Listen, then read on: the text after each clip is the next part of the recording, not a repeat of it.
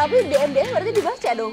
Dibaca sebagian, Iya. karena biasanya kalau ditanggapin jadi panjang gitu, jadi perdebatan yang nggak penting. Tolong dong, terus panjang. Saya nggak ada kerjaan, jadi apa aja, jadi gulung-gulung kabel gitu. Saya bilang kalau kamu gulung kabelnya saya nggak syuting. Iya kan mau syuting, kabelnya malah digulung gitu. Selamat datang di acara GU Talks, masih bersama saya Larsanisa dan bersama sutradara serta penulis terkenal seantero Indonesia. Benar Kang Aris Nugraha. Ya, terima kasih udah diundang di GU Talk ya. Luar biasa GU. Alhamdulillah. Kang, mending disebut Kang Aris Nugraha, Om Aris Nugraha atau Juragan aja seperti biasa? Apa aja lah. Apa aja? Juragan nyaman. aja. Boleh. Gimana nih Sobat GU Talk, sekarang kita bersama Juragan. Yang paling terkenal itu sutradara preman pensiun, Baik Boys, terus pernah main juga di Dilan, terus sutradara Bajai Bajur juga, dan banyak banget ya. Udah di belakang tuh karyamu, sejarahmu di sini semuanya ada. Ini belum semua. Oh belum? Belum semua, masih banyak yang belum ketulis. Wow, keren banget. Pasti menarik nih. Bisa diceritain nggak secara singkat awal karir sebagai penulis dan juga sutradara dari awal nih, Juragan gimana? Awalnya karena nganggur. Oh gitu? Karena nganggur. Jadi saya tertarik dari film itu dari kecil. Ke film itu dari kecil karena sebelum nonton film saya udah lihat syuting deket rumah gitu. Jadi suka nonton syuting, terus berapa tahun kemudian nonton layar tancap, oh seperti yang syuting itu jadi film, itu kayaknya di kepala ada ya. Sampai dewasa itu sempat pengen sekolah film, tapi mungkin karena belum rezekinya nggak masuk sekolah film, lulus SMA. 10 tahun kemudian dalam keadaan nganggur itu nyobalah kerja di film, jadi kru. Waktu itu saya jadi kleper, yang pegang ini apa angka-angka adegan, nomor-nomor adegan itu. Itu istilahnya kalau produser marah itu ada sutradara, ada siapa. Nah kalau kleper marah udah nggak ada orang lagi di bawahnya gitu. Jadi emang paling ini ya. Nah di situ kan saya merasa bahwa gini, belum ke film itu bukan pengen kerja, tapi pengen membuat gitu. Jadi ada upaya untuk terus berkembang, belajar lagi apa segala macam. Ya sampai akhirnya semua yang ada di film saya pelajari gitu. Semua saya pelajari, termasuk saya juga kursus kamera, apa segala macam biar bisa gitu. Nah, karena upaya itulah kemudian ada jalan gitu. Jadi saya masuk ke industri film itu tahun 97. 2002 saya udah jadi sutradara. Jadi dalam waktu 5 tahun saya udah bikin serial pertama saya sebagai penulis sekaligus sutradara, itu Bajai Bajuri. Yang alhamdulillah rezekinya bagus, serial itu meledak pada masanya gitu. Ya seperti PP sekarang lah kurang lebih gitu. Gitu. Jadi memang dari 97 itu ganti-ganti role-nya atau gimana? Iya. Apa aja saya kerjain gitu kan. Artinya memang saya udah fokus di film. Sebelum itu udah banyak kerjaan lain yang saya lakukan. Kalau untuk dalam tanda petik mencari nafkah, saya udah kerja apapun gitu kan. Dari lulus SMA, pekerjaan pertama saya itu jualan koran. Ya dagang ini, dagang itu, jualan minuman, botol gitu yang pakai cooler box, cooler box. Ya jadi apa aja gitu. Banyak pekerjaan yang saya lalui sampai terus juga kerja di media. Saya jadi reporter waktu itu. Nah mungkin reporter itu juga yang membuat saya bergaul agak lebih luas gitu ya dibandingkan saya dengan pekerjaan sebelumnya. Termasuk artinya keberanian untuk mencoba ke wilayah yang lebih luas gitu. Jadi lebih pede lah setelah jadi reporter, merasa udah punya kerjaan, punya keahlian, jadi lebih pede untuk mengejar step yang lebih tinggi gitu. Gitu. Dan dari film pertama sendiri berarti Bajai Bajuri ya? Ya, dan itu langsung booming banget kan? Ya alhamdulillah. Gitu. Sampai sekarang pun mungkin orang-orang pasti pada kenal kan sama ya, Bajai Bajuri. Cuma Bajai Bajuri kenal sama sayanya belum tentu kenal. Jadi kadang-kadang gini, oh ternyata Akang juga yang bikin Bajai Bajuri. Jadi mereka tahu Bajai Bajuri dari zaman dulu, tapi nggak ngeh kalau saya yang bikin gitu. Cuma kan nggak apa-apa. yang buat saya tuh yang penting kan kekaryaannya ya, bukan popularitasnya, karena artinya gini, posisi saya itu memang adanya di situ, di belakang layar, gitu. Jadi memang ketika orang nggak tahu ya nggak apa-apa, itu satu konsekuensi dari orang di belakang layar. Kalau mau terkenal kan saya jadi pemain, walaupun belum tentu gitu kan, belum tentu terkenal. Tapi kan posisi itu peluang dikenalnya sangat besar gitu. Tapi kalau sutradara, orang jarang suka baca credit title, orang baca ada film rame siapa sutradaranya kan jarang gitu. Cuma memang di kasus-kasus tertentu kayak waktu Bajai Bajuri, nama saya cukup dibicarakan gitu kan. Terus juga Preman Pensiun juga sama gitu ya. Jadi dapat ininya lah, dapat dampak populernya juga gitu. Tapi nih Sobat GU nih, katanya kan tadi Juragan jarang masuk ke front ya, maksudnya jarang tampil. Tapi di Preman Pensiun sama Dilan tampil juga tuh. Apa tuh alasannya tuh? Jadi mau ngerasain jadi figuran tuh asik nggak sih jadi figuran? Ternyata asik lah. Jadi bisa nyumbang ya, kalau terutama yang di Dilan itu kan lumayan nyumbang kehebohan ya. Artinya dikenang sama penonton juga gitu. Orang inget lah adegan itu. Jadi ya alhamdulillah gitu. Walaupun tetap cita-cita saya nggak ke sana. Jadi kalau itu kayak gimana, tamasya. Kita biasa kerja satu hal yang rutin, tiba-tiba jadi sutradara, jadi penulis, tiba-tiba main tuh buat saya tamasya. Jadi bukan yang terus saya berubah jadi aktor, enggak gitu. Jadi kalau misalkan ada lagi ya komitmen saya tetap nggak akan jadi Aldebaran gitu. Maksudnya kalau cuma beberapa scene gitu masih mau lah gitu. Tapi kalau misalkan fokus di calling jadi pemain mungkin enggak gitu. Berarti sama kayak sutradaranya Marvel gitu ya? Ya. Tampilnya figuran tapi hampir di setiap film ada gitu. Ya gitu, tapi kalau saya nggak di setiap film lah. Dulu mungkin di Bajai Bajuri ada juga tampil sekilas juga ya. Sempat juga. Tapi nggak di semua. Saya bikin serial itu sekitar 35 judul. Udah banyak juga ya? FTV ada berapa? FTV mungkin ada 7, film 2 gitu. Tapi yang muncul ya cuma di 3 itu aja. Itu iseng juga atau gimana pas muncul di 3 film? Kalau syuting serial itu kadang-kadang kita kehabisan orang. Udah dari agensi habis, yang casting habis, terus tiba-tiba waktu itu perannya kebetulan sutradara di Bajai Bajuri itu ada cerita sutradara gitu. Ya udah abang aja katanya, dibilang gitu. Ya udahlah, cuma 1-2 scene juga nggak apa-apa gitu kan. Jadi maksudnya nggak ganggu pekerjaan saya juga, cuma muncul 1-2 scene dengan dialog pendek ya sudah nggak apa-apa gitu. Tapi kan jejak digital tuh pasti ada ya. Muncul di Google Aris Nugraha tiba-tiba. Jadi kalau di IMDb itu saya depannya malah aktor. Gitu, aktor, director, producer, writer gitu. Jadi aktor duluan. Gitu. Tapi sebenarnya kerjaan mana sih yang paling menantang atau berkesan di antara 3 itu? Aktor, penulis, sama sutradara? Justru saya tuh lebih suka dengan kondisi sekarang sebagai produser ya. Jadi saya lebih, artinya gini, ketika bisa memberikan gagasan saya untuk dikerjakan sama orang dari hulu hingga hilir gitu. Kayak sekarang saya bikin Superman Reborn gitu. Yang nulis orang lain, sutradara orang lain, yang main orang lain. Saya cuma gagasan besarnya sama manajemen produksinya. Jadi dari ide, termasuk ngitung budget, apa segala macam, hambatan-hambatannya, meyakinkan TV bahwa saya harus syuting di daerah ini, saya harus menampilkan pemain yang ini, segala macam, itu lebih seru. Kalau sutradara itu kan hanya jadi film, gitu. Secara bisnisnya, secara industrinya nggak terlibat. Penulis hanya menceritakan, tapi yang saya lakukan sekarang, yaitu semua. Kayak Preman Pensiun kan sekarang saya juga jadi produser gitu kan. Jadi nulis juga, ngedirect juga, produser juga. Jadi saya mikirin semua dan itu buat saya seru gitu. Jadi sebagai sebuah kekaryaan lebih utuh gitu.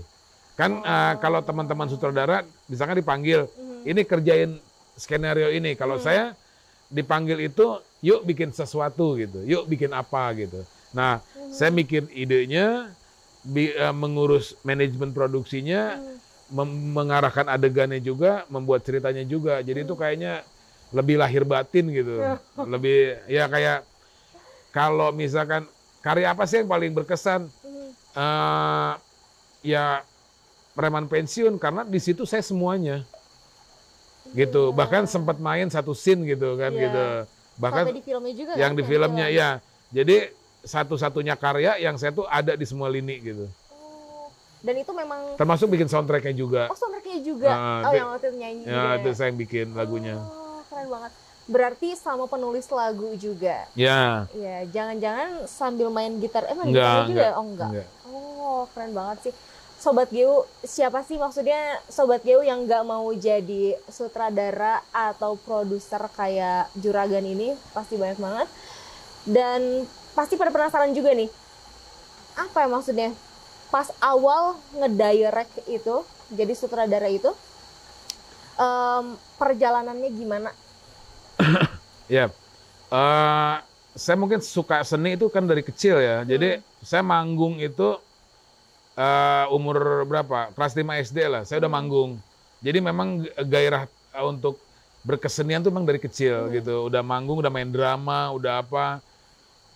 Kebetulan di zaman saya remaja itu kan nggak kayak sekarang. Sekarang kan orang banyak hiburan, banyak apa, banyak ekstrakurikuler, banyak kegiatan. Kalau saya tuh pilihannya ya pramuka, pecinta alam, teater, nah, kan nggak banyak pilihan atau olahraga ya. Jadi saya akhirnya mencoba untuk berkegiatan teater, gitu.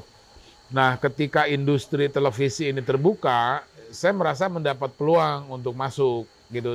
Itu pun sebetulnya di usia yang relatif sudah tidak muda. Saya masuk belajar di industri film itu di umur 28 tahun.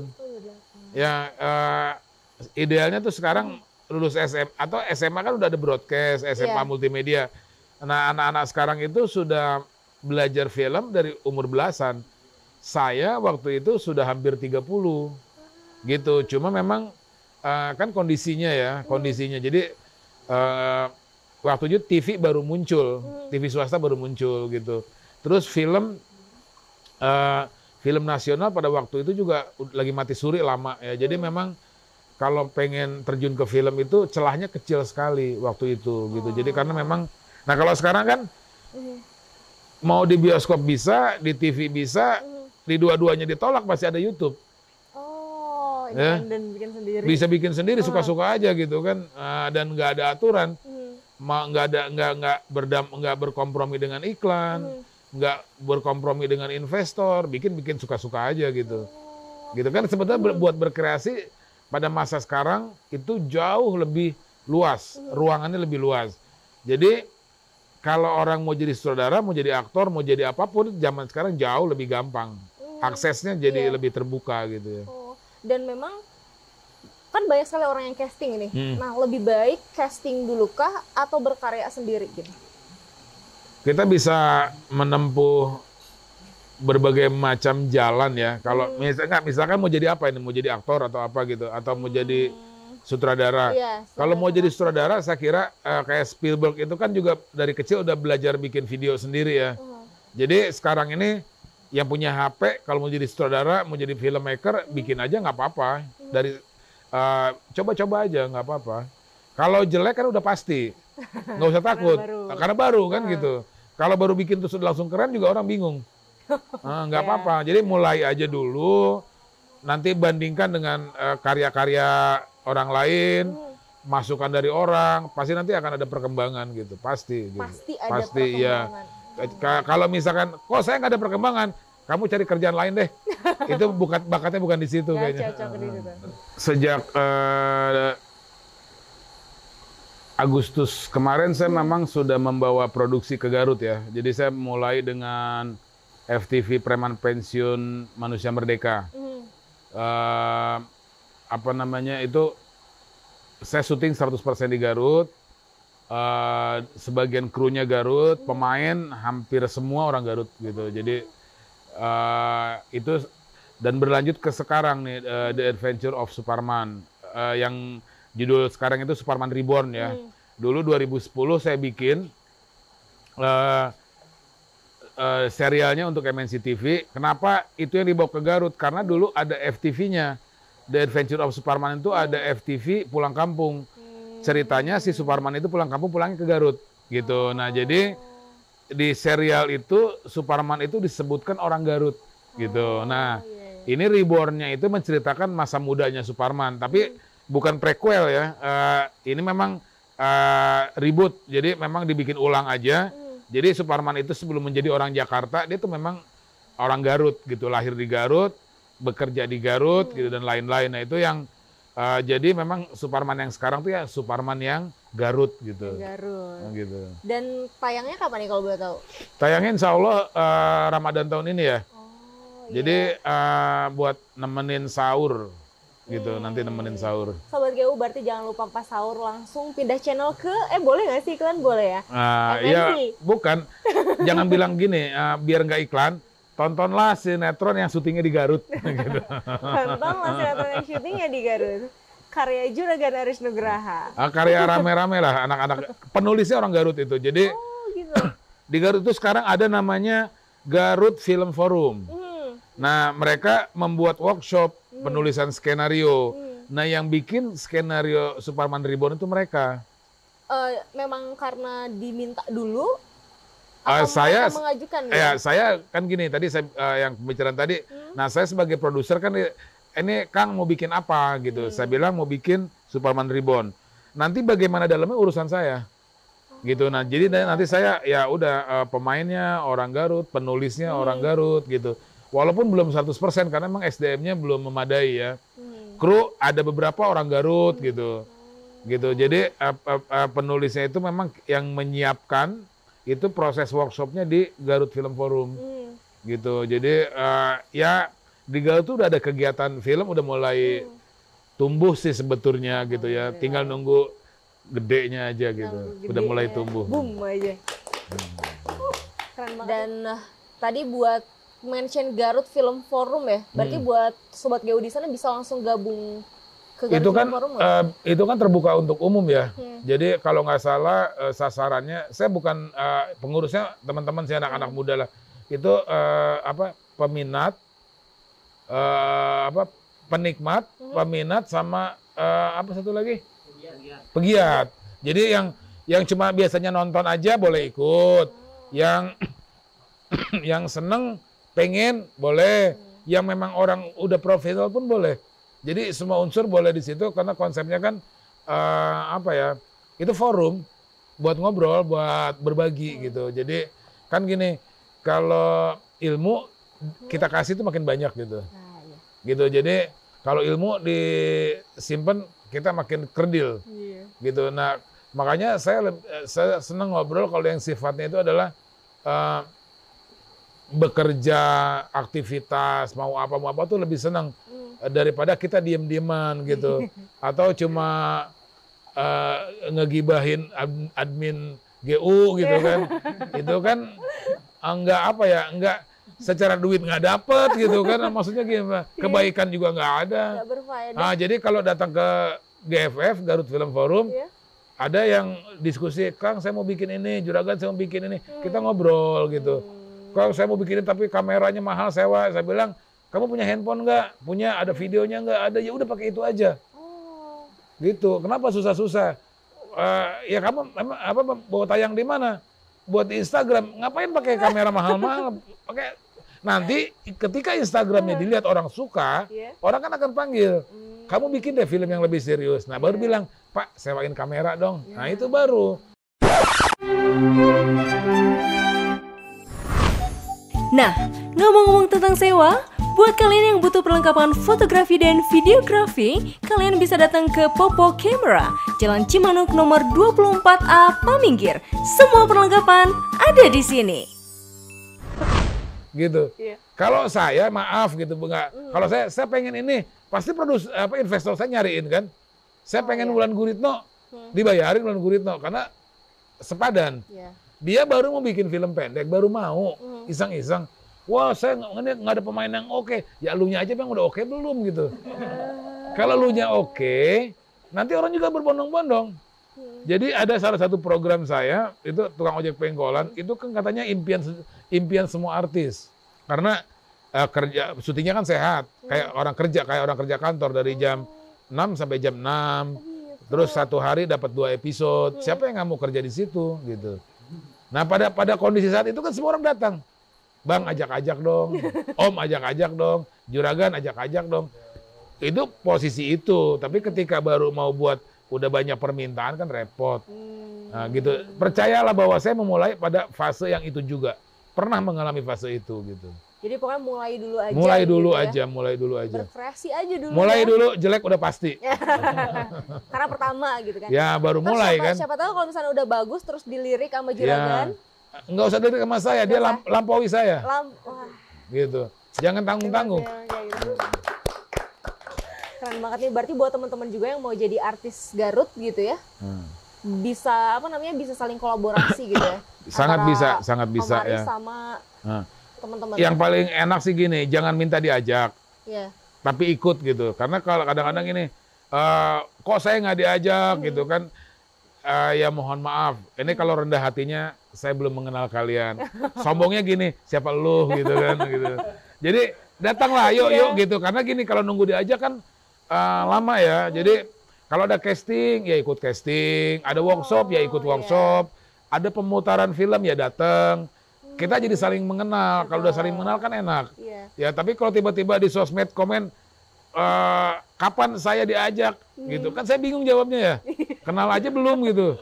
Tapi minta diajak gitu kan. Nah, jadi kalau Garut Film Forum ada kegiatan, workshop acting, datang ikut. Terus saya mau produksi ada casting, ikut gitu. Jadi dimulai dari situ gitu. Datang, jangan minta diajak. Tapi sebenarnya menurut Juragan sendiri, masyarakat Garut terutama anak mudanya itu berpotensi kah gitu? Di belahan negara manapun semua orang berpotensi gitu. Jadi apa ya? Cuma masalahnya gini, ada peluangnya atau enggak, ada perjuangannya atau enggak gitu. Kalau ada perjuangan nggak ada peluang agak repot. Terus ataupun sebaliknya gitu. Nah sekarang kan ini peluang sudah ada gitu, tinggal perjuangannya gitu. Jadi artinya peluang sudah ada, kita sudah punya komunitas di sini, kemudian produksi sudah mulai berjalan di sini. Bukan cuma saya sebetulnya, kemarin juga dengar ada beberapa film syuting di Garut kan. Cuma memang teman-teman itu hanya numpang syuting, jadi artinya belum terlalu melibatkan potensi lokal. Ini mereka nggak salah menurut saya, mungkin mereka belum tahu, karena kitanya belum kelihatan. Jadi mungkin di masa depan kalau orang Jakarta mau syuting, mereka cuma bawa uang.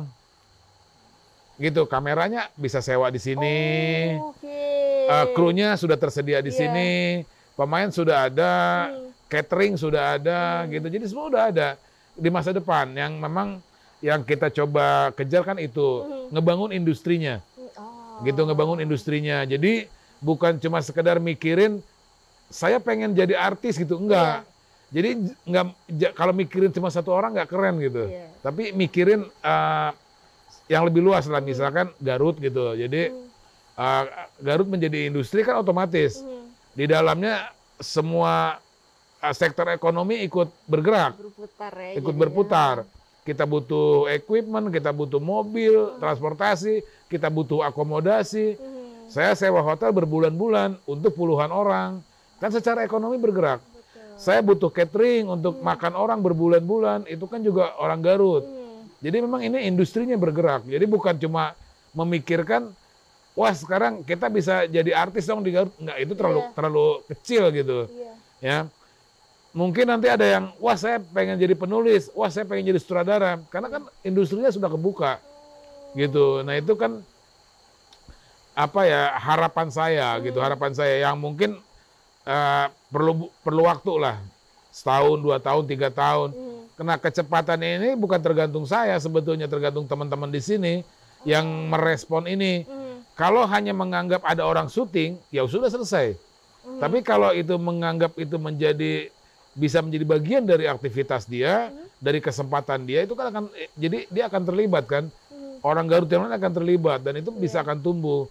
Bahkan di sini itu kan ada banyak sekolah broadcast, ada sekolah multimedia. Daripada mereka magang jauh-jauh ke Jakarta, ke Bandung, kemana gitu. Sebetulnya kita bisa belajar bareng di sini gitu. Saya belajar menumbuhkan industrinya, anak-anak itu bisa belajar memang berkarya secara real, bukan teori di sekolah gitu, bukan teori langsung praktek gitu. Jadi potensinya Garut itu sangat besar menurut saya gitu. Coba balik lagi gitu. Potensi ini mau mau garap bareng-bareng atau mau diabaikan kemudian berlalu begitu aja gitu kan. Dan yang pasti ini nggak bisa jadi kerjaan satu orang. Misalkan saya gitu nggak bisa, harus melibatkan semua orang gitu. Karena ini kan kerja kolaboratif ya, kerja kooperatif. Jadi bukan pekerjaan melukis bisa sendirian, bukan motret bisa sendirian. Ini kerja film butuh kru. Kru itu ada berapa departemen? Ada artistik, ada wardrobe, ada make up. Jadi orang berpikir film itu kadang-kadang cuma artis, sutradara. Padahal di situ butuh yang menata kostum. Kostum yang biasa-biasa aja dilihat di layar televisi itu diatur. Dan ada orang yang ngurus. Gitu. Ini ada meja, mejanya harus ini, posisinya di sini, itu ada yang ngurus. Orang properti. Yang mengurus izin lokasi, yang ngurus makan minum, terus ada driver, banyak. Jadi sebetulnya kebutuhan di produksi film itu banyak sekali. Kita, misalkan kru saya sekarang ada sekitar 30 orang. Ya 30 orang itu dengan berbagai macam tugas. Nggak semuanya artis, artisnya udah beda lagi.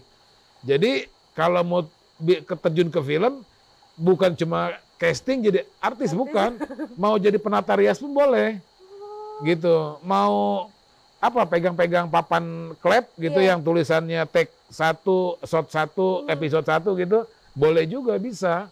Gitu. Jadi lapangan kerjanya terbuka untuk banyak bidang sebetulnya. Dan kalau misalkan kayak dari satu film tuh biasanya ada berapa orang yang mengerjakannya? Yang paling di lapangan, di produksi itu paling sedikit, kru itu 30, paling sedikit. 30. Ya kalau kayak produksi saya yang lain di Jakarta itu 150 orang, karena itu memang produksinya udah besar ya. Kita harus menghasilkan 2 episode per hari, jadi memang orangnya harus banyak gitu. Pemain ada sekitar 70 gitu, jadi penuh. Tapi kalau di Garut ini masih minimalis lah gitu, karena pertimbangan karena banyak pertimbangan gitu. Termasuk juga kita kan targetnya 1 episode itu 2 hari atau 3 hari selesai. Jadi yang mengerjakan nggak terlalu banyak gitu. Ya, pemainnya juga nggak banyak, dan ya di antara teman-teman aja sebetulnya juga saya nggak ada yang kenal pemainnya, karena orang-orang Garut yang tiba-tiba ibu-ibu casting, oke, masuk gitu. Bapak-bapak, aki-aki, mang-mang masuk. Nggak semuanya cantik dan nggak semuanya ganteng. Yang cantik malah cuma 1-2 orang aja.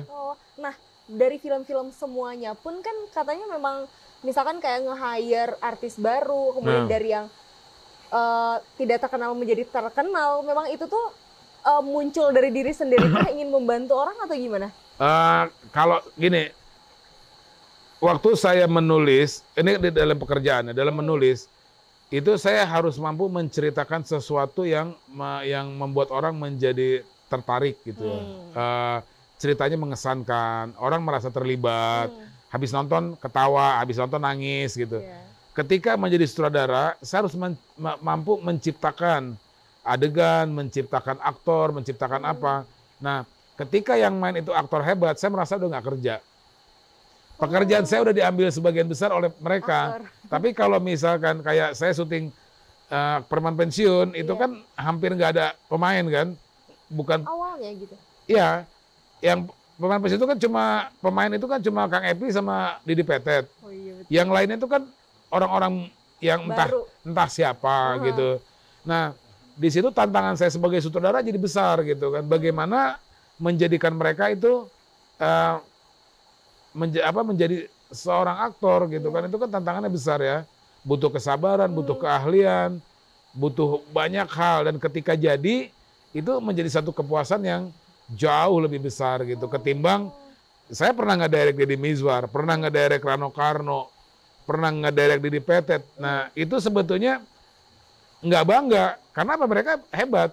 Tapi ketika saya ngedirect entah siapa, terus tiba-tiba si entah siapa ini menjadi seseorang, itu kan ada satu pencapaian.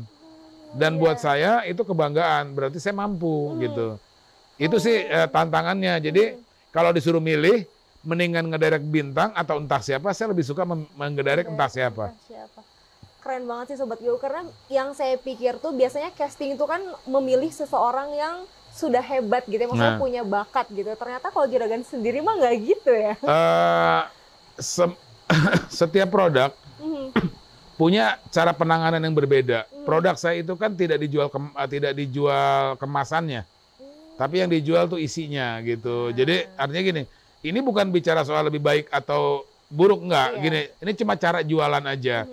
Kalau saya itu kan ngejualnya cerita, ngejualnya konten, gitu. Jadi siapapun, apapun bungkusnya, mau pakai plastik atau daun pisang itu nggak masalah, karena orang akan menikmati isinya, gitu.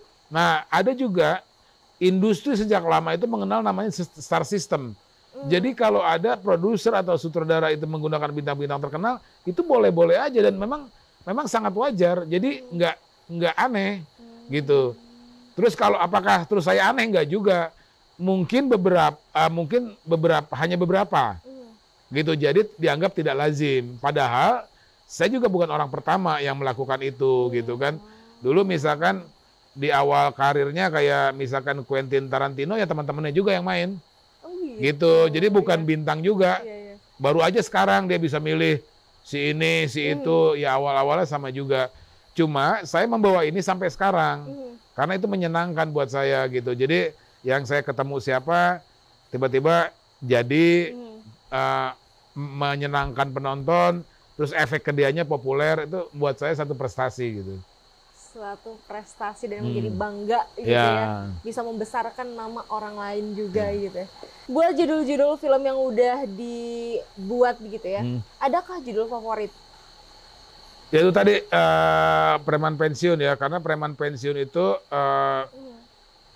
secara kekaryaan lebih utuh. Idenya ide saya, yang nulis saya, yang ngedirect saya, yang produserin saya juga gitu. Jadi lebih utuh. Kalau Bajai Baju ini kan idenya ide orang lain, gitu. Bikin ini yuk, gitu. Saya bilang ayo. Akhirnya kita berproses karena jadi ide awalnya dari orang lain. Tapi kalau Preman Pensiun itu memang dari saya idenya, mau bikin Preman Pensiun gitu, gitu. Nah, dan dalam banyak hal juga pencapaiannya lebih besar ya. Artinya secara penonton, kemudian juga prestasi, ya kan lebih banyak menangnya lah gitu. Waktu itu Bajai Baju juga menang di festival, tapi Preman Pensiun itu lebih banyak lah menangnya gitu, pencapaiannya gitu ya. Oh, dapat FFI sama FFB juga kalau nggak salah. Iya, ada beberapa. Termasuk kita memecahkan beberapa rekor penonton ya. Jadi tahun kemarin itu kan memecahkan rekor tayangan pagi terbanyak ditonton orang ya, sampai 43% kalau nggak salah. Jadi kebayangnya hampir setengahnya orang Indonesia nonton Preman Pensiun gitu. Keren banget. Ya, jadi itu kan satu pencapaian, itu satu rekor baru gitu. Kemudian juga pernah si Preman Pensiun itu rating 1-nya Preman Pensiun, rating 2-nya Preman Pensiun tayang ulang. Oh. Gitu. Keren banget ya. Nah, itu kan maksudnya pencapaian yang saya juga kaget gitu, kok bisa gitu. Jadi kan waktu itu tayang perdananya pagi kalau nggak salah ya, pagi, terus tayang ulangnya sore. Jadi yang paginya itu nomor 1, tayang ulangnya nomor 2. Yang lain silakan berbagilah dari nomor 3 ke bawah gitu. Nah, jadi penasaran nih. Kan banyak nih netizen yang bilang kalau misalkan film-film atau acara televisi itu tidak berkualitas. Sedangkan misalkan aku tontonnya dari pribadi aja tuh nonton Preman Pensiun atau misalkan film-film yang dibuat sama Juragan nih, memang ada pesan-pesan tersendiri gitu buat masyarakat. Gimana nih? Ya, salah satu prestasi yang saya sebut tadi itu ada lagi nih, Preman Pensiun itu mendapat penghargaan dari Persatuan Wartawan Muslim itu sebagai sinetron dakwah terbaik. Padahal nggak ada yang pakai peci, nggak ada adegan azan, nggak ada adegan sholat gitu ya. Preman lagi gitu. Nah sebetulnya kan gini, Preman Pensiun itu kan kegelisahan saya terhadap saya dan lingkungan saya gitu ya. Artinya gini, udah kodratnya manusia pengen lebih baik gitu kan.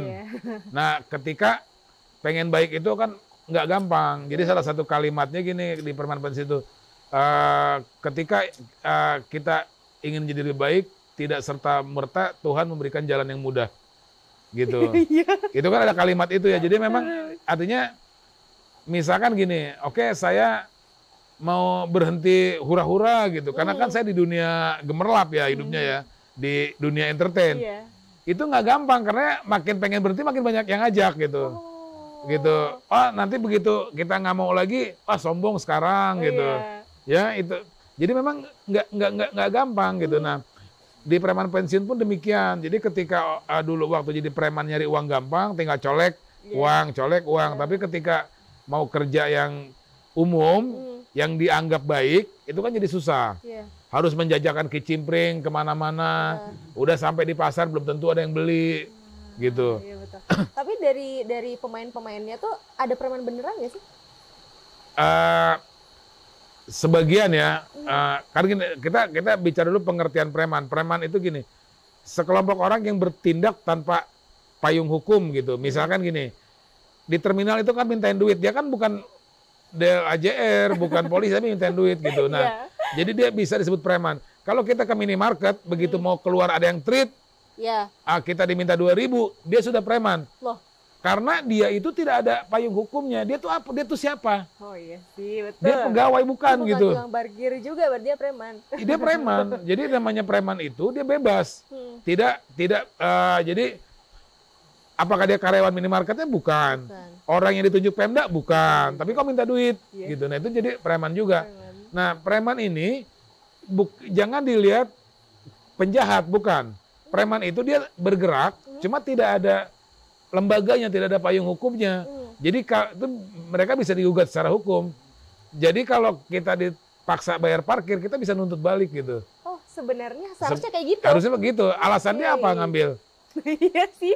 Itu kan minta kan, minta secara paksa, gitu. Betul. Cuma karena itu jadi lumrah ya sudah gitu, ya sudahlah gitu kan. Nah, kita lihat di situ, nah kan, dan biasanya orang yang berada di titik itu dianggap oleh masyarakat itu negatif. Itu konsekuensi logis, gitu. Jadi ini cuma pengen gini, bukan dari jahat menjadi baik, tapi dari anggapan tidak baik menjadi lebih diterima gitu. Contohnya kayak Kang Bahar gitu kan. Itu ketika mau berhenti jadi preman tuh karena pusing, anaknya nanya, "Papi kerjanya apa?" Muslihat juga ditanya sama anaknya, "Bapak kerjanya apa?" Kan nggak mungkin dia bilang, "Bapak preman," kan nggak mungkin gitu. Jadi orang akan lebih bangga, misalkan Bapak ini kerja di Pemda jadi bagian umum gitu, kan lebih jelas, dan orang akan ngaku gitu. Atau saya jualan kerupuk gitu, kan orang ngaku. Tapi misalkan seorang anak gitu, "Bapak kamu apa preman?" Itu anaknya juga udah nggak wajar berarti, bangga gitu kan. Jadi ini cuma ada proses menjadi lebih baik gitu. Preman itu buat saya tidak melihat sebagai orang jahat, tapi pada posisi yang bisa jadi dianggap kurang baik atau tidak diterima sebagai orang baik karena tiba-tiba nagih ke supir angkot, tiba-tiba nagih ke yang dagang di jalan. Kan emang trotoar punya dia kan bukan. Tapi kenapa dia minta uang keamanan? Terus kalau dia digebukin si tukang dagang, memang preman itu mau nolong kan belum tentu. Kalau toko itu digusur sama apa itu Satpol PP, memang premannya berbuat apa? Kan enggak juga. Betul. Terus uang keamanan itu buat apa gitu. Nah, jadi ya itu tadi. Jadi kan itu akhirnya menjadi negatif di masyarakat gitu. Kalau apakah mereka penjahat? Saya yakin mereka juga nggak niat jahat, cuma memang nggak ada kesempatan jadi sutradara aja. Kalau dia ada kesempatan jadi sutradara, nggak mungkin jadi preman juga gitu. Jadi banyak nih yang preman gitu di sana. Iya, artinya gini. Cuma melihatnya jangan kriminal ya, jangan kriminal. Orang itu kan sudah tuntutan alamiah, harus bertahan hidup, harus berjuang, harus bekerja, harus dapat uang. Nah, ketika tidak mendapat saluran yang normal, yang wajar, yang diterima oleh umum, maka dia mencari yang alternatif gitu, yang gitulah, yang memang ya akhirnya ya muncullah situasi yang membuat mereka tiba-tiba mengut retribusi atau apa atau apa. Ya. Nah, setelah diajakin sama Juragan nih, pertamanya tuh maksudnya kan kalau misalkan preman yang misalkan di otakku yang misalnya berbadan kekar dan lain-lain, terus memang sudah biasa di jalan, biasanya lebih sulit gitu kan buat di direct kayak gitu-gitu. Jadi tantangan nggak sih? Tantangan yang luar biasa ya. Yang pertama kan mereka nggak berbakat. Yang kedua itu kan kita berhadapan dengan orang berbahaya. Bagaimana kita bisa membuat orang merasa menjadi bagian dari kita, bekerja sama dengan kita, mau memahami kita, kita memahami mereka. Itu ada teknik yang memang pendekatannya gitu. Jadi kalau misalkan tiba-tiba, Murad, kamu harus gini, kamu salah gini. Wah, saya jadi berantem sama dia. Tapi meyakinkan dia main film aja udah susah kan? Apa bener saya diajak main film kan enggak gitu. Jadi memang ada pendekatan yang memang khusus gitu ya. Artinya apakah itu sesuatu yang luar biasa? Enggak juga. Memang itu udah tugas sutradara, meyakinkan pemainnya, siapapun dia. Jadi kita banyak-banyak berbohong lah. Oke, bagus Kang, tapi sekali lagi, terus sekali lagi. Gitu kan, sampai setengah hari gitu. Waduh. Nah, pernah nggak sih kayak cekcok di situ? Jadi benar-benar dengan pemain gitu ya? Nggak pernah. Nggak pernah. Kalau pemain sama pemain? Ya mungkin sering ya. Kalau saya dengan cekcok dengan pemain nggak pernah ya. Sebelum cekcok udah saya pecat biasanya. Saya lebih memilih berteman gitu ya. Lebih jadi menganggap semua orang teman. Jadi kan kalau sama teman enak ya, ngomongnya enak gitu. Itu aja sih. Saya merasa tidak punya power untuk ditakuti gitu. Saya orang biasa yang cuma ketika saya memilih Murad sebagai teman saya, Pipit sebagai teman saya, Kang Epi sebagai teman saya, ngobrolnya jadi lebih enak gitu. Jadi tidak sebagai komandan gitu, tidak sebagai panglima gitu. Jadi Kang, makanya Murad nanti gini, nanti kalau dia salah saya santai.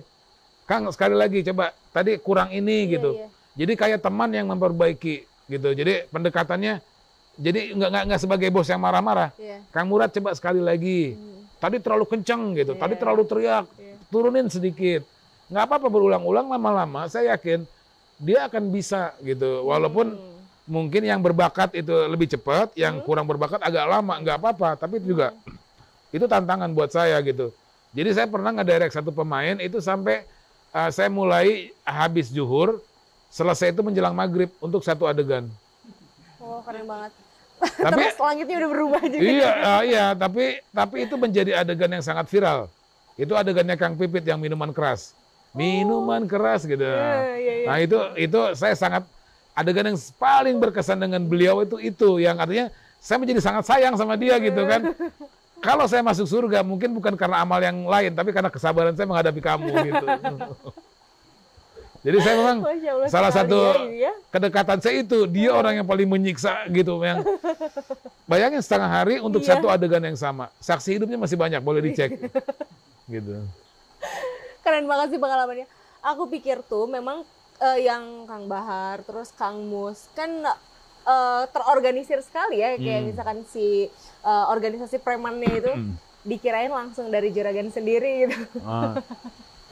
Enggak, jadi itu kan sebetulnya preman di sini kan simbol dari yang namanya hijrah gitu.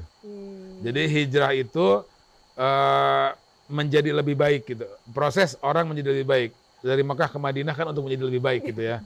Jadi preman itu cuma apa?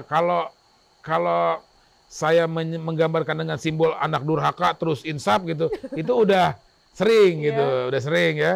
Terus penjahat jadi ustadz itu udah sering. Jadi ini preman yang sesuatu yang banyak dilihat orang di mana-mana itu mereka pengen jadi orang yang lebih umum gitu, yang diterima gitu. Jadi diterima oleh masyarakat. Makanya kayak Muslihat itu kan nggak jadi haji perannya, tapi jadi pengusaha kicimpring. Karena ketika dia jualan kicimpring itu jauh lebih bisa diterima oleh siapapun ketimbang dia ada di terminal. Itu kan cuma proses itu yang saya mau gambarkan. Jadi sebetulnya bukan ingin menceritakan preman, tapi meminjam. Meminjam bentuknya, meminjam konsepnya untuk menyebarkan pemikiran orang itu punya kesempatan, selalu punya kesempatan untuk menjadi lebih baik. Walaupun tantangannya seperti di film Preman Pensiun gitu, selalu ada. Gitu kan, di situ kan ada yang perebutan kekuasaan, ada apa. Ada yang tiba-tiba udah pengen usaha baik. Kalau yang di filmnya kan si Dik-Dik itu nggak dapat pekerjaan yang lebih baik, akhirnya dia balik jadi debt collector sehingga ada insiden sampai dia terbunuh. Ya itu tadi, proses menjadi baik itu memang nggak gampang gitu. Nah, saya ingin menceritakan itu. Pemikiran saya ingin saya sampaikan ke masyarakat itu. Jadi kalau misalkan jangan-jangan kok Kang Aris tahu banget tentang preman, ya enggak juga gitu. Maksudnya mungkin karena saya ingin meminjam preman sebagai simbol, saya mempelajari gitu sejarah preman dari zaman kolonial sampai ke sini, tokoh-tokoh legendaris di Indonesia, sejarah hidupnya seperti apa, itu yang memang saya pelajari semuanya sampai saya kemudian bisa menulis yang orang anggap tuh realistis gitu. Iya. Gitu. Karena para preman pun nggak menolak. Para preman itu nggak ada yang komplain. Karena udah riset duluan. Iya, karena merasa memang ya itu kehidupan kami gitu. Gitu. Dan itu ya memang harus riset ya. Dan itu kan menariknya pekerjaan seorang penulis ya. Iya. Gitu. Udah mau penulis, sutradara sama produser lagi. Ya. Risetnya sekalian. Sekalian gitu ya. Nah, terus ngomong-ngomong Preman Pensiun, ada nggak sih niatan gitu untuk membuat Preman Pensiun 6? Ini kan pertanyaan netizen ketika saya posting apapun. Boleh dijawab di sini di Geotalks. Spesial banget berarti. Gini, di ANP Films, di perusahaan saya tuh ada konsep besar. Itu mirip-mirip atau niru Marvel dan DC gitu ya. Jadi memang kita itu bikin universe. Jadi kan Preman Pensiun sama TOP ada hubungannya. Preman Pensiun melahirkan Awas Banyak Copet. TOP melahirkan Gober sama Abi Umi. Terus ada apa lagi? Itu kan memang kayak Marvel. Terus juga pemainnya crossover. Pemain TOP ada di PP, pemain PP masuk ke TOP, terus saja muter.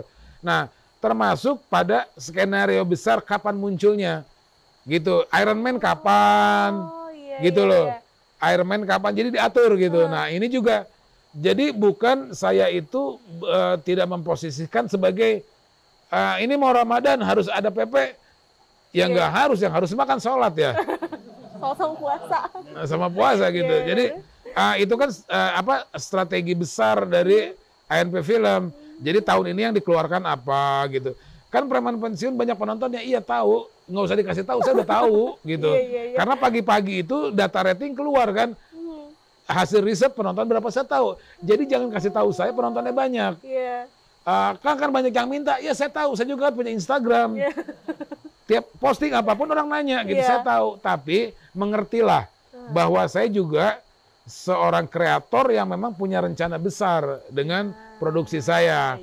Jadi tahun ini Preman mungkin hibernasi dulu, nanti muncul solonya Muslihat.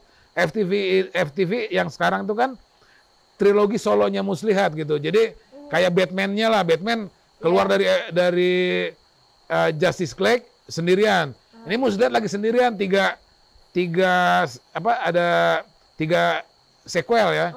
Dari mulai Kembali ke Fitri, Manusia Merdeka, nanti ada satu lagi gitu. Itu ada trilogi Muslihat gitu. Sebelumnya itu kan ada tentang Iwan Tison yang jadi petinju, ada apa gitu. Terus ada Kang Pipit yang kesempatan kedua. Ini semua tuh ada skenario besarnya.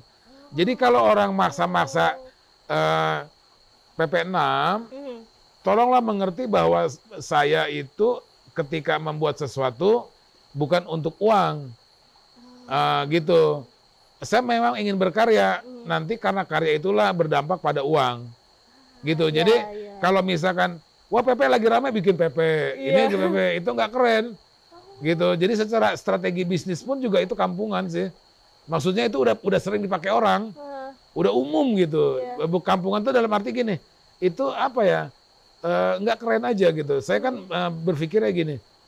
Sesuatu yang laris itu bukan terlalu diobral. Contohnya, yang gampang, tanpa bermaksud mendiskreditkan. Dulu pernah populer Maici. Digempur habis, kelar Maici. Saya ketika orang itu senang nggak harus itu diobral. Brownies kukus. Semua brownies kukus dikeluarin orang sampai enak. Kue artis ya. Nah, kue artis ini keluarin, tutup dia, gitu kan. Kalau saya enggak, saya lebih ingin ada strategi menceritakan, apalagi ini kan konsepnya universe. Ini sekarang solonya Muslihat ada trilogi. Ini harus selesai dulu, baru mikirin PP6. PP6 pun belum tentu dipikirin karena masih ada bridging yang lain. Jadi sebelum nanti trilogi selesai, ada satu lagi apa gitu, mungkin baru PP6. Itu kapan Kang? Saya nggak tahu, nunggu ini selesai dulu aja. Gitu. Nanti nungguin soalnya nih. Iya nanti kalau saya nggak mau nunggu ya nggak apa-apa gitu kan. Ya itu tadi nggak ada yang harus gitu. Tapi saya sih berharapnya gini, kepuasan saya sebagai kreator itu kan karya saya ditonton banyak orang. Gitu. Jadi saya pengen ditonton gitu. Jadi kalau ngaku-ngaku penggemar, bersabarlah dan dukung saya secara moral gitu. Jadi kalau cuma tanpa PP6 saya nggak mau puasa ya urusan lu itu kan gitu. Ya kan? Ada yang sekonyol itu gitu. Jadi sebetulnya dia bercanda sih gitu kan. Tapi terus kenapa saya jadi pusing gitu. Dan nggak ada urusan juga. Nggak ada urusan juga gitu. Tenang berarti Sobat Jawa semuanya, karena ini merupakan universe. Jadi berarti ini kayak apa sih Avengers-nya? Kayak Avengers. Nanti bakal ada pemain-pemain hero-hero yang lain. Ya, dan Endgame selesai pun ada lagi yang ada baru. lagi. Jadi Iron Man mati muncul lagi. Kan kayak Dik-Dik mati muncul lagi. Gobang masuk penjara ada lagi yang baru. Coba perhatikan, tiap season Preman Pensiun pasti ada karakter baru dan alhamdulillah diterima penonton. Coba silakan dicek. Ya. Serius. Berarti idenya tuh dari misalkan gini, untuk tulisan-tulisan atau karya-karya 2 film nanti atau 3 film nanti yang akan dibuat, apakah sudah ada nih di idenya? Skenario besarnya udah saya kerjakan 2021 sampai 2023 gitu. Jadi sebetulnya kalau mau bikin apa ya sudah terpapar sampai 2003 gitu, dari 2021 kemarin gitu kan. Jadi yang sekarang 2002 ini sebetulnya memang udah dirancang dari tahun kemarin sampai tahun depan mau bikin apa gitu. Bahwa nanti terlaksana atau tidak kan wallahu alam. Saya sih maksudnya gini, selalu punya tujuan, punya rencana, bahwa kemudian itu berjalan alhamdulillah, ketika enggak pun enggak apa-apa gitu. Maksudnya gini, Allah buka kita dapat, Allah tutup kita nggak dapat, kan selesai. Jadi nggak pernah pusing, gitu ya. Yang penting memang kalau misalkan Juragan berkarya nih buat kebahagiaan juga, selain sendiri buat kebahagiaan masyarakat juga kan. Kebahagiaan, kan saya punya tagline karyamu sejarahmu, artinya gini, apa yang karya kita itu kan menjadi kredit buat kita ya, menjadi poin buat kita. Jadi kalau materi itu kan bisa habis. Ya, bisa habis dalam waktu yang cepat mungkin, tapi kan kalau pencapaian prestasi kan nggak akan pernah habis. Dan itu tercatat sebagai dari sejarah hidup kita. Misalkan kelak nanti saya jam tayangnya habis nih gitu ya, kan tercatat itu di sini dimakamkan pembuat Bajai Baju dan Preman Pensiun. Itu kan nggak bisa diingkari orang gitu. Kalau misalkan di sini dimakamkan orang yang pernah bikin film yang mengeksploitasi gitu kan. Itu kan nggak bisa dihapus juga. Jadi saya lebih memilih, artinya gini, bukan nggak butuh uang, lebih memilih karya gitu. Uang biar ikut lah gitu. Masa kalau karyanya bagus uangnya nggak ikut? Harusnya sih ikut dan lebih banyak ya. Terus berarti bukan cuman pengen jadi, ya maksudnya dari pandanganku bukan hanya ingin menjadi produser terkenal atau sutradara terkenal, tapi juga legenda gitu. Terkenal itu kan kalau buat saya bukan cita-cita tuh efek. Efek ya, artinya gini, kalau karya bagus orang nanya, ini siapa yang bikin gitu. Jadi nggak usah dikejar. Kalaupun nggak terkenal kan nggak apa-apa, lebih nyaman ya. Lebih nyaman. Sekarang ini di Garut, itu gara-gara dikenal saya juga nggak nyaman. Kadang-kadang dicukur. Kang, cukur. Tiba-tiba dia nanya, PP6 kapan? Kan saya jadi males ya. Saya tuh pengen dicukur gitu.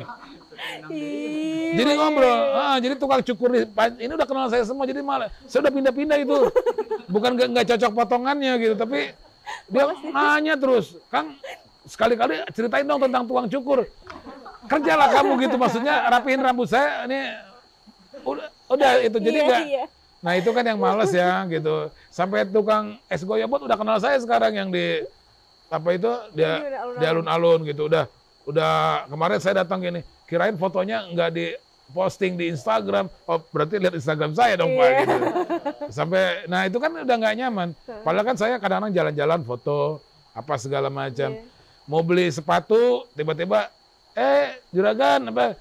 Kan kalau saya nawar jadi malu ya. Oke, nggak jadi nawar tuh.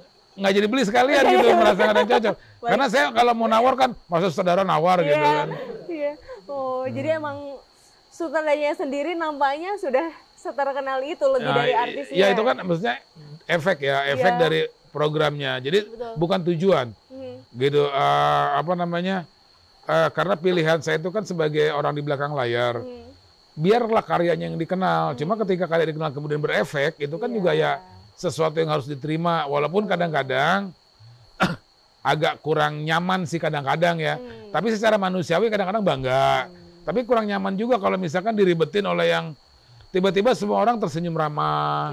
Gitu kan. Saya sementara gini, ketika lo nggak kenal siapa gue, lo kayaknya cuek-cuek aja dan cenderung nggak nyaman. Gitu ke saya gitu ya kan. Tapi ketika dia tahu siapa saya, tiba-tiba, baiknya luar biasa. Ini kan jadi palsu ya. Jadi palsu, jadi males gitu. Bukannya menyalahkan orang, bukan, enggak. Jadi di saya jadi yang lebih baik, yang ya udah yang wajar-wajar aja. Saya di luar dan ketika bekerja adalah hal yang berbeda gitu.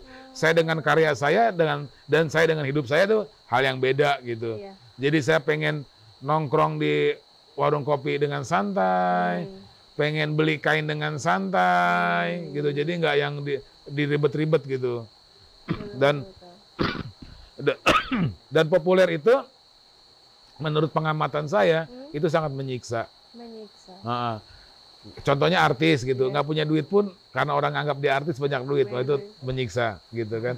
Tapi karena saya nggak sepopuler mereka, ya baik-baik aja gitu ya, aman-aman aja gitu. Satu gini, karyanya sendiri saya pengen gini, dalam menulis itu kan ada dua pilihan. Yang sangat dekat dengan penonton, yang jauh sekali dengan penonton. Yang sangat dekat itu kan kayak film-film Sidul, itu kan dekat dengan penonton ya. Terus kalau yang jauh banget itu kayak film-film Batman, Superman itu kan jauh. Itu kan imajinasi. Jadi pilihannya dua. Nah saya lebih suka dengan yang dekat dengan penonton, dalam kehidupan penonton. Yang kedua secara pribadi gini, saya tuh harus membedakan gitu. Jadi antara hidup saya dengan pekerjaan dan karya saya gitu. Jadi kalaupun misalkan saya produser itu kan ketika kerja, saya sutradara ketika kerja, saya penulis ketika kerja, saya pemilik perusahaan ketika kerja. Tapi ketika di luar itu, saya adalah anak dari orang tua saya, ya, kepala keluarga buat keluarga saya, teman buat teman-teman saya. Jadi itu kan harus beda. Ketika teman, saya dengan yang lain setara gitu. Tapi kan kalau di pekerjaan, saya sutradara, yang lain kru. Itu kan ada jenjang kepemimpinan. Tapi kan kalau dalam di rumah misalkan, kita sama-sama anggota keluarga. Jadi nggak ada sesuatu yang spesial gitu. Berteman pun sama. Cuma kalau ada orang yang jadi mengkondisikan seperti itu kan bukan urusan saya. Ya mungkin boleh dicek sehari-hari saya dengan teman-teman seperti apa. Saya kan juga tidak pernah menempatkan posisi saya sebagai director, sebagai produser, bahkan sebagai pemimpin perusahaan gitu. Ya saya biasa aja nongkrong di mana aja, di GCH dengan yang lain sama. Saya itu misalkan ngopi di mana ikut, nggak pilih-pilih. Nongkrong pun juga sama gitu, karena saya memang ya itu di luar pekerjaan, nggak ada urusan gitu. Wah kan Juragan sutradara, itu kan waktu kerja, ini nggak jadi sutradara sekarang. Ini kita ngobrol, ini bukan sutradara. Sutradara itu kemarin waktu saya bilang action cut, nah itu. Saya suka di depan KNPI itu suka goyobot, makan mie ayam yang 10.000 di Masjid Agung. Itu saya sering di situ. Jadi kalau habis Jumatan itu biar bisa kredit biar bisa beli BMW, saya makannya mie ayam yang 10.000 untuk menghemat gitu. Jadi makannya di situ. Jadi santai-santai aja, terus tiba-tiba ada yang nyapa, Juragan, saya biasa aja makan gitu. Kenapa? Apa salahnya? Kan saya bayar. Yang masalah adalah ketika saya nggak bayar kan gitu. Itu sering saya ketemu lagi enak makan goyobot, tiba-tiba ada teteh-teteh cantik gitu, Juragan gitu. Apakah saya malu? Ya enggak, orang saya bayar kok. Nah, kalau saya nggak bayar baru malu gitu. Buat saya itu lebih nyaman ya. Buat saya, artinya gini. Ini kan sikap ini kan pilihan. Orang misalkan si A maunya jaga jarak boleh gitu. Si A nggak mau bergaul boleh. Nah, saya pengen ada di pergaulan. Itu kan urusan saya juga gitu. Jadi itu soal pilihan aja. Buat saya nggak mau diperdebatkan gini. Membumi dengan tidak membumi baikan mana nggak mau itu soal pilihan aja. Orang mau bikin drama boleh, mau bikin komedi boleh, bebas. Itu soal pilihan. Orang mau damai boleh, mau perang silakan gitu. Bebas kalau saya gitu. Tapi kalau perang nanti banyak musuhnya loh. Gitu. Bukan cuma yang kamu perangi tapi orang-orang juga yang komplain. Yang ya kayak misalkan negara tertentu nyerang pasti dikomplain. Nah, itu kan resiko. Gitu. Jadi bebas milih. Kayak saya misalkan mau kesel sama orang mau diem boleh, mau saya pukul boleh. Tapi kalau saya pukul kemungkinan dia ngelawan. Kalaupun dia kalah, besok datang buat teman-temannya. Jadi kan jadi chaos gitu. Jadi ya sudahlah, biasa-biasa aja, kesel diam, selesai. Nggak punya duit nggak usah jajan. Gitu kan selesai. Sesimpel itu. Iya, memang simpel. Yang bikin rumit kan kita sendiri. Iya betul. Ya, nggak punya duit kredit motor. Besok dikejar-kejar ribet kolektor. Kan yang bikin masalah kita. Iya betul. Iya. Gitu ya kayak gitulah saya cara berpikirnya. Keren juga sih. Dari filmnya misalkan emang simpel juga sih ya. Film-filmnya simpel juga kan, tidak ada yang rumit. Iya, saya tuh memang sederhana. Mau beli BMW beli gitu. Jadi nggak rumit saya mah, simpel aja. Ya. Alhamdulillah. Mau beli rumah di Kemang beli nggak rumit gitu. Jadi ya saya berusaha untuk simpel gitu. Alhamdulillah. Porsche dan lain-lain gitu ya, nanti ke depannya simpel beli gitu. Nah, terakhir nih buat Sobat GU di sana, adakah pesan buat anak muda Kabupaten Garut, terutama yang pengen fokus di sineas, mau itu sebagai aktor, sutradara, produser, dan lain-lain, pesannya gitu buat mereka tuh apa sih? Kadang-kadang kita pengen tapi nggak berbakat. Kadang-kadang diajak pun kita nggak mau, sebetulnya kita berbakat gitu. Jadi memang harus dites dulu. Kita berbakat nggak sih gitu. Casting. Wah kepake, berarti berbakat, bisa. Terus disukai orang, berarti berbakat kan. Kalau casting gagal, udahlah. Cari kerjaan lain lah. Karena berarti kamu cuma mau. Dan itu banyak gitu. Jadi, juragan saya udah casting 3 kali tapi ditolak terus. Ya ngerti lah gitu kan. Jangan marah-marah ke saya. Gitu, ngapain marah ke saya gitu. Berarti kamu memang nggak berbakat di situ. Tapi bahwa semua orang pengen jadi artis, itu kan menurut saya bukan karena tantangan untuk mengekspresikan bakat. Kadang-kadang kan ada hal lain yang menarik. Kayak DM yang masuk. Kang, tolong saya dong. Saya ingin membahagiakan orang tua. Ada. Kang, saya udah lama nganggur. Saya pengen ikut syuting. Ada. Jadi sebetulnya kan motivasinya beda-beda gitu kan. Ada juga yang memang pengen terkenal gitu. Banyak. Jadi menurut saya itu boleh-boleh aja gitu. Tapi kan ketika nggak berbakat, ya nggak usah memaksakan diri, nanti nyusahin orang, gitu kan. Sama marah-marah ke saya. Saya udah casting 3 kali, tapi masih ditolak terus. Kan itu nadanya marah ya.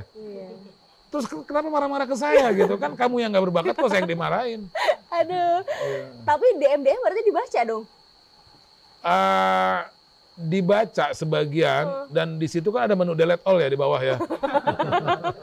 Jadi saya nggak tanggapin.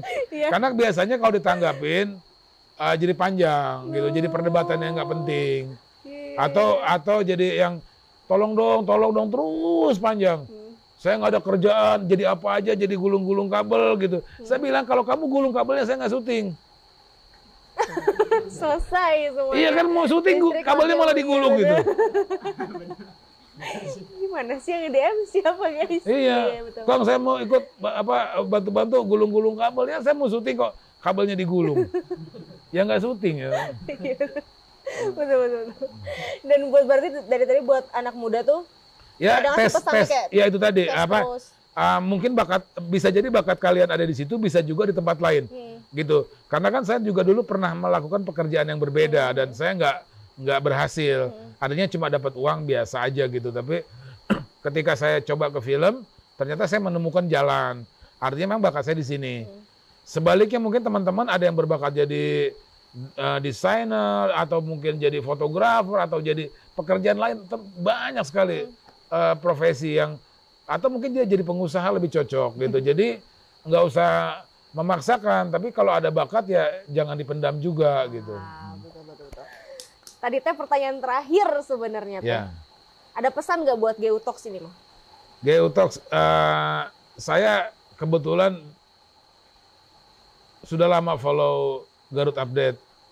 Termasuk saya tahu tempat nyuci mobil, tahu di mana terjadi kemalingan motor, jadi dari Garut Update.